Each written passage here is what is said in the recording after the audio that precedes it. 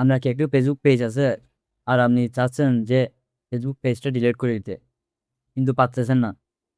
তো আজকের এই ভিডিওতে আমি দেখিয়ে দিব কিভাবে একটি ফেসবুক পেজ ডিলিট করতে হয়। তো চলুন শুরু করি।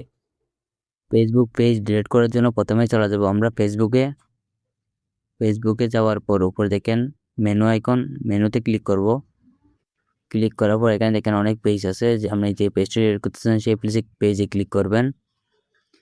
ক্লিক করার পর এখানে দেখেন সুইচ অপশন আছে, সুইচে ক্লিক করবেন। সুইচে ক্লিক করলে পেজটা সুইচ হয়ে যাবে।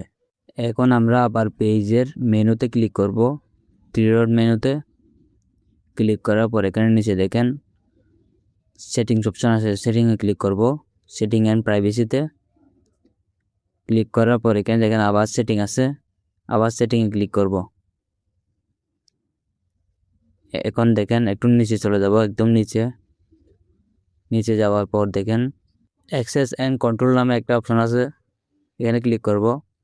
ক্লিক করার পর এখানে তিনটা অপশন আছে দেখেন, deactive page, unpublish page, delete page.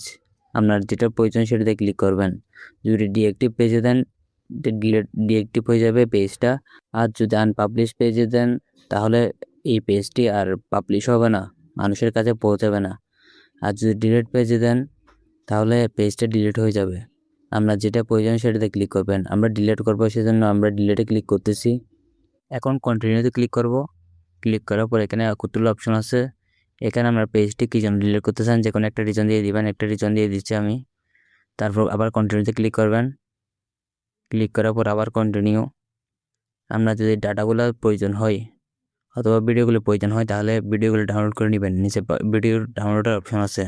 পেজটা ডিলিট করার আগে এখানে ফেসবুকের পাসওয়ার্ডটা দিয়ে দিবেন। ফেসবুকের যে পাসওয়ার্ডটা আছে সেই পাসওয়ার্ডটা এখানে দিয়ে দিবেন। আমি আমারটা দিয়ে দিচ্ছি। আপনারা আমাদের পাসওয়ার্ড দেওয়ার পর কন্টিনিউতে ক্লিক করবেন। ক্লিক করার পর এখানে দেখেন ডিলিট পেজ অপশন আসছে। ডিলিট পেজে যদি ক্লিক করেন তাহলে আপনাদের ফেসবুক পেজটা ডিলিট হয়ে যাবে। আমি ক্লিক করলাম, এখন দেখেন ডিলিট হয়ে গেছে। এভাবেই চাইলে আপনারা আপনাদের ফেসবুক পেজ ডিলিট করতে পারবেন।